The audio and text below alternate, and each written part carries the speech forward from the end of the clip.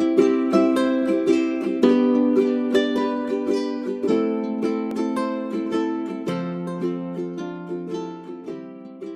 there, my name is Kristen Slick with Mealtime Memories, a classroom kitchen, and today we're going to be exploring the world of plant-based eating. Now, that oftentimes sounds like a big undertaking, but I'm going to show you some simple steps that will help you transform some of your meals into a plant-based diet. Also, you might be surprised at how much you already do in plant-based eating. So what does plant-based really look like? It's a lifestyle that focuses on fruits, veggies, nuts, seeds, oils, whole grains, beans, and other legumes. Plant-based does not mean you are vegetarian or vegan and never eat meat, cheese, or animal products. It just means that you're conscious about how much you're eating and you do substitute out other plant-based versions instead of meat. Now, do you worry then about missing your favorite meat dishes or feeling full or getting bored with eating nothing but salads? Those are some common misconceptions, but they're all unfounded. All plant-based eating means is making plants, like the fruits, the veggies, whole grains, nuts, seeds, beans, and other legumes, the focus of your meals with the option to eat small amounts of meat and dairy if you want them. So today I'm going to show you how to make 3 veggie-centric meals at home. 2 of them are two of my favorite recipes, and one of them I was already doing without even really thinking about the fact that it was plant-based. So let's look at some of these misconceptions about plant-based eating. Eating meat is filling, it is satisfying, and it does taste good. But eating a variety of foods such as all the veggies, fruits, nuts, seeds, legumes, all of the things that I listed before, it gives you all the nutrients your body needs. So when you cut out processed foods and incorporate plant-based versions, your taste buds are actually enhanced. No lie, it actually happened to my husband, who went more from a processed food diet to more of a whole food diet, and he was enjoying foods that he never thought he knew he liked. Food in a plant-based diet is filled with fiber and water, which are 2 things that really make you full. So eating a plant-based diet is actually more potential to fill you up over the same serving of a dish with meat. And I'm going to prove this to you with actually one of our recipes today called mushroom rigatoni bolognese. It's a bolognese sauce made with no meat, all mushrooms, and my family actually prefers it over a meat-based bolognese now. There are also some foods that you can add to your plant-based diet or your plant-based meals to help you feel satisfied and to get that meat texture, the consistency, and that umami flavor.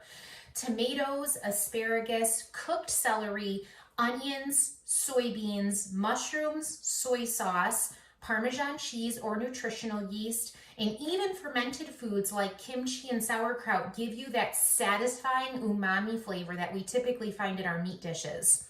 Umami actually means yummy in Japanese, and it gives you that savory, earthy note. You're going to see me actually using several of those in our recipes today. And again, I promise you'll feel full, you'll feel satisfied, and you're just going to probably like some of these better than a regular animal processed diet. So also another thing that you can do to make sure that you stay satisfied on a plant-based diet is adding a variety of spices. So we're going to be using some today, specifically turmeric, which is actually a very trendy spice right now. And a lot of plant-based diets focus on ethnic dishes, and that's a great way to boost spice up your plant-based eating routine, add flavor, and really add a lot of variety as well. Not only are spices adding that satisfying taste to them, but spices actually add minerals, vitamins, and antioxidants to our meals too. So for example, cilantro, it adds fiber and iron. Thyme can add vitamin C and A. Sage has anti-inflammatory and antioxidants. Mint helps with digestion, and the list goes on and on and on. So we have a lot of nutrients that we can get out of a plant-based diet when we really focus on a variety of foods and colors of foods. So if you're veggie curious, you can try a plant-based meal once a week, say Meatless Mondays. I know that's a little bit cliche and a little bit kind of on trend, but it is really a great way to really start incorporating plant-based meals into your diet. It's a simple way to start your journey and a great way to explore with your family as well. So let's start to dig into our first recipe. We're gonna look at a mushroom rigatoni bolognese. This pasta dish is gonna use soy sauce, cooked tomatoes, Parmesan or nutritional yeast, which I'll talk about shortly, finely diced mushrooms to give you that, and some red wine as well, to give you that savory, meaty flavor known as umami, that yummy flavor. So what I did is I actually started processing some of the mushrooms and the onions already. So the mushrooms I processed with a food processor. And if you look closely, they're diced very finely and actually look like a ground meat. These are gonna cook down pretty well. There's a lot of moisture in them and they're gonna cook down. So I have 2 whole bowls of this. It's gonna look like a lot, but it's kind of like spinach where it wilts down. And we're gonna cook this down into a meat sauce by adding some other great flavors. So I'm gonna take you back to my stovetop so that way you can see this all come together. We're gonna let it simmer while we make 2 other recipes and you're gonna see just how wonderful this looks. This is also a recipe that you can cut with meat. So if you are unsure of the mushroom in it, you can absolutely use half ground meat in it in addition to the ground mushrooms, and it will help balance that out. That's exactly how I started this dish with my family. I was using half ground beef and half mushrooms, and then as time went on, I just started to add more mushroom, less ground meat, until we got to the point where we were eating all mushrooms. And like I said before, my family actually prefers this over a meat sauce. It's much more filling and satisfying, and it doesn't sit as heavy in your stomach. And our digestive system likes it a lot better as well. So give me a minute to get you guys over to my stovetop and we will start putting this recipe together in our pan. Welcome to my stovetop where we are working on simmering some of our diced onion here. We're sweating it out a little bit. We're gonna add some garlic cloves. I love using a garlic press for garlic because it actually produces a really nice, strong flavor, which I just can't personally get enough of. It actually is 10 times more potent than a sliced garlic. So I love using a garlic press for that reason. Plus, I don't have to worry about touching it with my hands, which means that I stay pretty garlic free myself. And it just cleans up so easily. So garlic press is the way to go. It also is much less expensive to buy cloves of garlic than the pre-minced stuff. And it's not floating in any preservatives. It is fresh and ready to go. So we have 3 nice cloves of garlic in here because we are making an Italian dish. So we do want it very garlicky. You would use a teaspoon of garlic per clove if you were, of garlic powder per clove if you were substituting that. So our onions are sweated out, our garlic is in our pan, and now we're gonna add our 1 pound of minced mushrooms. And like I said, I promise this will cook down just like spinach does, where a lot of the moisture is cooked out and you're left with like a fine crumble. So we're gonna let this cook for about 6 or 7 minutes over just kind of a medium heat. Now when you do your mushrooms should not be submerged in water to clean them. You should wipe them with a damp paper towel just to get some of that dirt that might be on the outside of them off. If the stem is loose, that means it's probably kind of woody and you can just pull it right out. If it's still strongly attached, it's gonna just have a nice texture to it and you can go ahead and grind that up in your food processor as well. Now, when you grind these in a food processor, you wanna make sure not to make them into a mushroom paste. So just pulse it a few times until you get it to the consistency that you like. We'll be right back with this all sauteed and simmered down for you. That way you don't have to watch me for 6 or 7 minutes and just kind of go along with TV magic today. So we'll be right back once our mushrooms are ready for more ingredients. Our mushrooms are about halfway cooked through and you're gonna notice there's still a lot of bubbling moisture in there. You're gonna know that they're ready for the additional ingredients when your pan is almost dry and free of extra moisture. That means they're fully cooked down, the onions are fully cooked down, and then we can go ahead and add the moisture back that we need to. But remember, the mushrooms are going to be our umami flavor. They're also, in addition to that, filled with fiber. So again, this is going to be a very satisfying and filling dish. So I'll be right back when these are done cooking down and I don't see any more moisture bubbling up through the pan. Our mushrooms are looking nice and cooked down. There's hardly any moisture left in the pan, which means that they are ready for our other ingredients. We're going to add 2 cans of petite diced tomatoes. We need to make sure we have that like marinara flavor. And I'm just going to kind of crush them up a little bit so that the juices are released. The tomatoes are a little bit smaller. They are a petite diced, so this is just really trying to make sure that it kind of adds a little bit of a crushed element to it as well. So we'll get those crushed up into our mushroom mixture. The tomatoes are too going to add that umami flavor. So another layer that'll make us think that we're eating meat. All right. From here, we're going to add some Italian seasoning. Essentially kind of creating our own marinara. Some salt and pepper as well. So a generous sprinkle of salt, a pinch of pepper. There we go.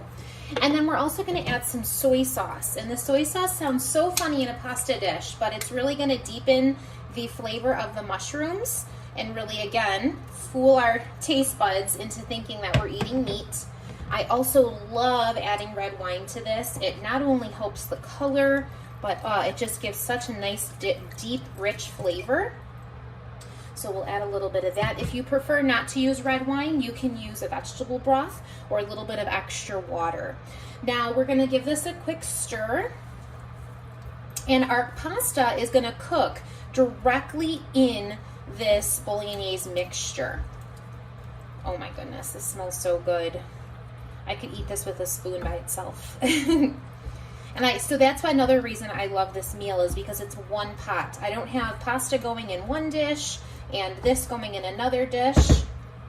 We're going to add half a box of rigatoni. That's my favorite pasta to use in this.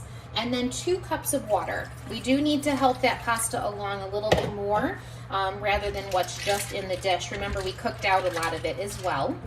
Now I know this doesn't look really a lot at all like mushroom bolognese or a bolognese sauce right now, but once those noodles start to absorb all this liquid and the flavors start to meld in here, it's going to start covering our pasta in what's going to look like a meat dish. So we're going to put this, a lid on this.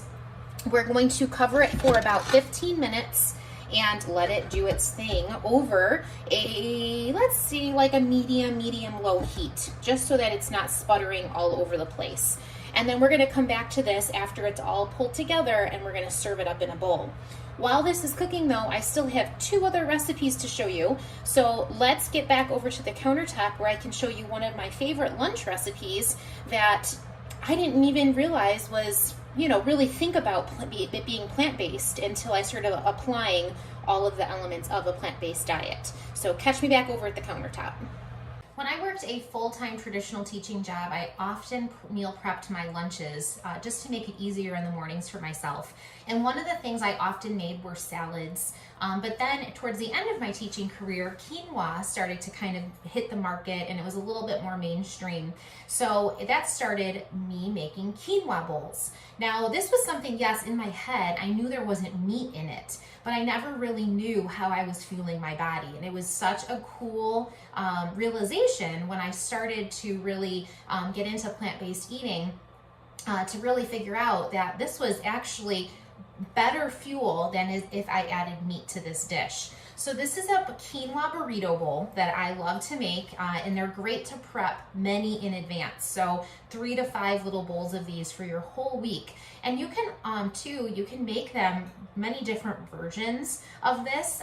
This is the burrito bowl version, my personal favorite. So what I like to do in here is I like to layer quinoa, black beans, corn, tomato, cucumber, green onions. We can cut up an avocado to put on here as well. And then I like to put either, I serve it with salsa or a, like a salad dressing. Quinoa doesn't have much flavor to it. It's more of a texture thing than a flavor thing. It actually takes on the flavor of whatever you put it with. So if you were to serve salsa over the top of this, then it would taste like salsa. If you were to put Greek dressing over the top of this, it would taste like Greek dressing. So there's a lot of different versions of this, and this is a pretty big heaping bowl. I wanted to layer it nicely like this so you guys could see all of the different layers and textures and colors in it as well. So why is this a great choice for a plant-based diet? Well, first of all, it's the quinoa in here, okay? The quinoa is the key in this salad. You often probably see grain salads at fast food chains and things like that. Quinoa is a seed, but it's actually eaten like a grain, and it's loaded with important nutrients. First of all, it has fiber. It has twice as much as most grains, and that is actually what Americans lack the most in their diet. It's not protein, it's actually fiber. Men need about 30 to 38 grams of fiber per day. Women and children need about 25 grams of fiber per day. And if you look at your diet and you really take a minute to write down everything that you eat in a day, chances are you're maybe only getting about half that amount of fiber. And fiber is what keeps our digestive system healthy, it what keeps our body fueled, what keeps us feeling full, which is oftentimes why we snack a lot and make some other bad choices, because our body is craving that fiber. It also is gluten-free, so it's a grain that it tastes like a grain, but it's gluten-free because it is a seed. It's also very high in protein, so it's gonna make you feel full as well, in addition to the fiber. And it has all the essential amino acids. So our body cannot produce all of the amino acids that we need. So we need to get some amino acids through our diet. The problem is plant-based foods are often deficient in amino acids, except quinoa. So quinoa is full of all of our amino acids. It also has a low glycemic index. For a carb, it does not raise your blood sugar levels quickly. It's high in minerals like iron and magnesium. It's also high in antioxidants that are believed to help fight aging and many diseases. And it may help you lose weight. Since it's high in protein and fiber, it will help you eat fewer calories overall, and you're gonna feel satisfied and fuller longer. Also, if you look at this beautiful bowl, you're gonna have a good portion of quinoa, black beans, which is high in fiber and protein as well. Corn, let's not talk about corn too much. It just tastes good and has a good crunch. We also have some cucumbers in there, some tomatoes. I put some green onion in there, and then the avocado on top adds fat to this as well. And then we can just sprinkle it. I'm just gonna use like a chili lime rub right on top. Probably a little bit of salsa when I serve this up too. But look at how beautiful this plant-based lunch can be, and very filling and satisfying, and your body will thank you for it. So definitely a fun recipe. And again, you can switch this up with lots of different flavors. You could go the Greek route, you can go an Asian route, you can add cabbage and coleslaw and Kalamata olives and just so many different versions of this grain bowl that you definitely won't get bored during your week. All right, so lunch is served, super easy. Our pasta's still cooking. The last thing we're gonna do is we're kind of working backwards. We're gonna be looking at a breakfast recipe, and we're gonna make a breakfast scramble. Cauliflower will be transformed into eggs today. So let me clean up from this lunch recipe, and we'll come right back with our breakfast scramble. All right, you ready to turn cauliflower into eggs? The star of this show is gonna be lots of fresh vegetables. So in this bowl, I already have some fresh veggies chopped up for our breakfast scramble. I have some orange and green bell pepper. I have some red onion. I have sliced mushrooms and garlic. So again, a lot of those umami flavors, like the mushrooms, the garlic. You can add tomatoes to this too if you'd like. But we're gonna go ahead and saute this on the stovetop. And while we're talking about that, we're gonna talk about the spice that is in this recipe, which is why I chose it and it's one of my favorites, called turmeric. So let's bring this back to the stovetop. I already have some oil preheated, and I'm gonna go ahead and just start sauteing these vegetables so that they get nice and soft for us and start working. I'm gonna add a little bit of salt and pepper to them right away. It'll help draw out some of that moisture, especially the salt. This recipe is also gonna get some soy sauce as well, again, to help with some of that umami flavor. So we have our salt and pepper, we have our vegetables working. This is over a lower heat just because I am gonna be talking to you guys, so I wanna make sure that I don't, ruin the breakfast. So turmeric. Turmeric is a very trendy spice right now. You see turmeric lattes and turmeric pills and all kinds of stuff. Well, turmeric has some medicinal properties because of its main ingredient called curcumin. That's a tough one to say. Curcumin, which is a powerful antioxidant and a strong anti-inflammatory. It even matches the effectiveness of some anti-inflammatory drugs. So the main ingredient in turmeric, curcumin, is where it is at. Now, turmeric itself won't, unless you eat it in large amounts, which is very hard to do because it is a very strong spice, won't give you it's not a miracle in our plant-based eating. However, adding it to your diet definitely does not hurt. If you're interested in some of the things that I'm going to be talking about with turmeric, definitely make sure you talk to your doctor to see if turmeric or curcumin extracts might be worth adding to your diet, because there definitely are over-the-counter vitamins that your doctor can recommend for you to get some of these effects from turmeric. Now, turmeric extracts, which is the curcumin, is linked to improved brain function and lower risk of brain disease. It can help reverse the effects in heart disease process, and it's shown to help in cancer treatments at the molecular level.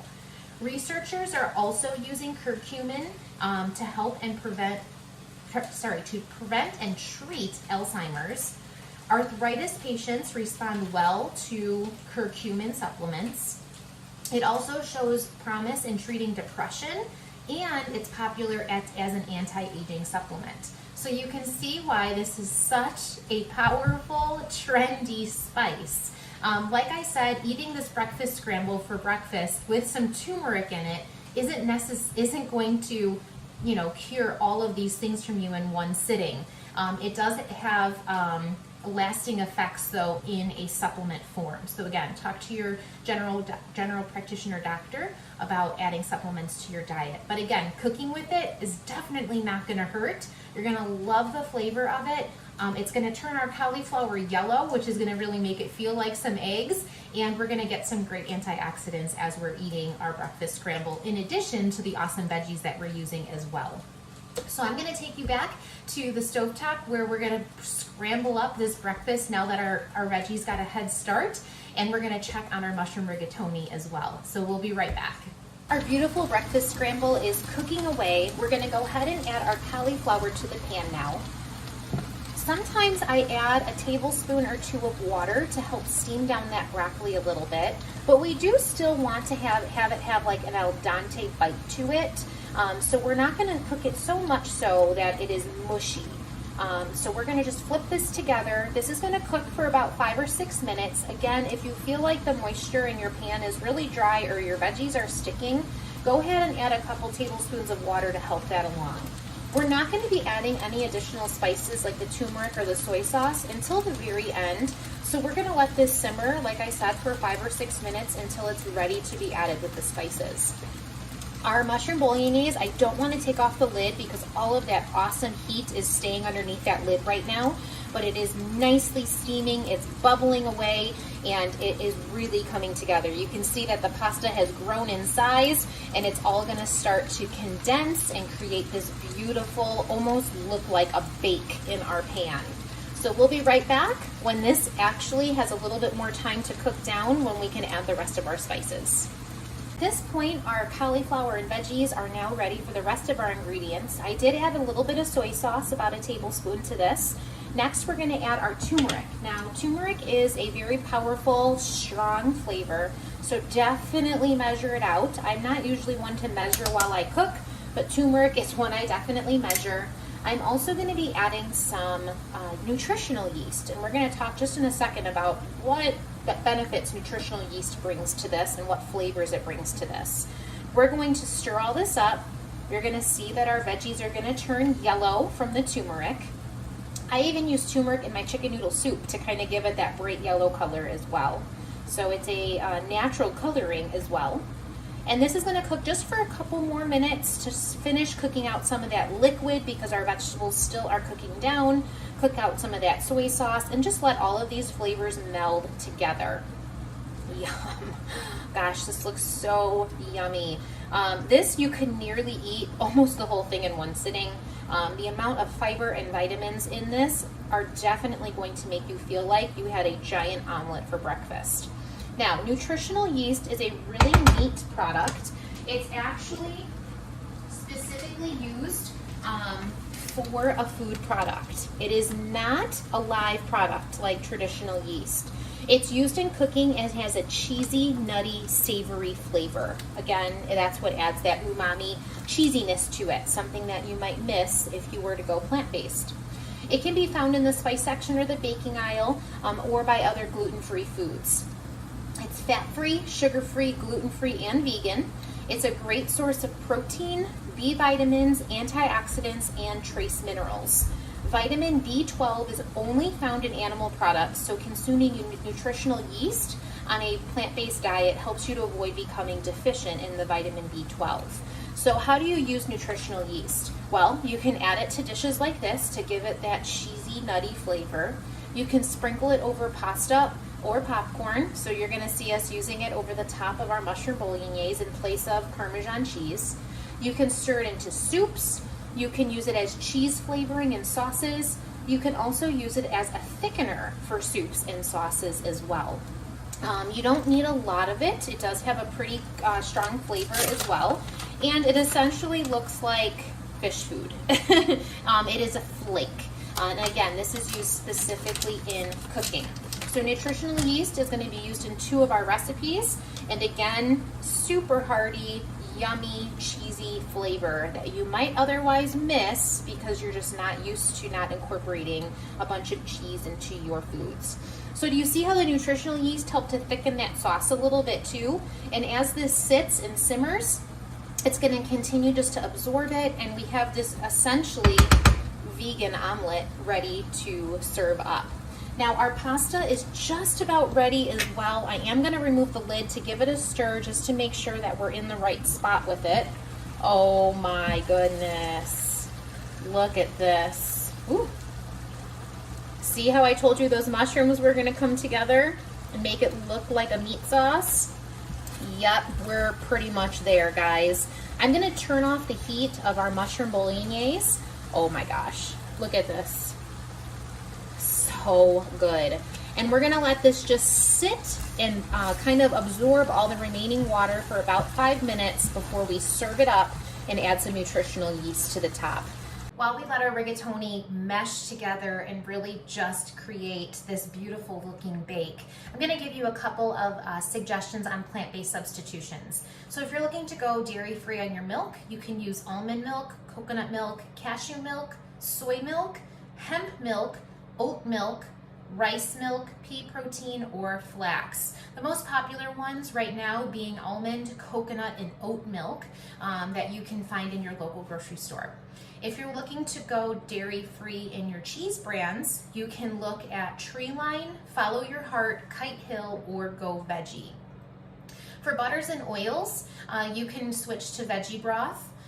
In baking, you can use bananas or applesauce. You can also use prune or pumpkin puree and also nut butter. So those are great substitutions in specifically baking.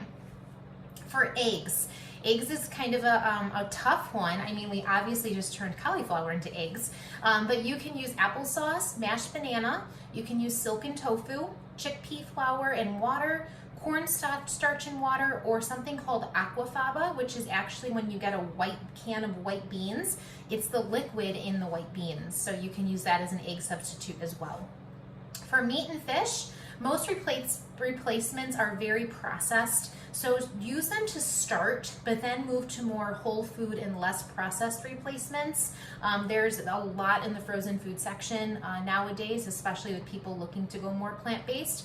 But more natural varieties would be tofu, tempeh, seitan, and beans, okay? So those are some great ways to have meat and fish replacements. Some great references as well for you to start on your plant-based journey is Rabbit and Wolves Vegan Comfort Food. I love this website and I love this cookbook because it has a lot of your classic comfort food favorites, but they veganize them or they plant-based, use them in plant-based varieties. So that's a great place to start, especially when you're looking for some of that comfort food.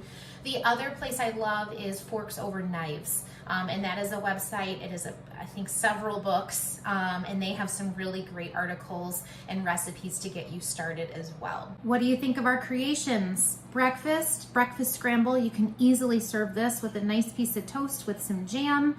We have some lunch, our quinoa burrito bowl, and then dinner, mushroom bolognese with a little bit of nutritional yeast on top for that cheesy Parmesan flavor. Plant-based all in one day. Make a plant-based meal, make a plant-based day, and really start to explore all these new textures and flavors and spices.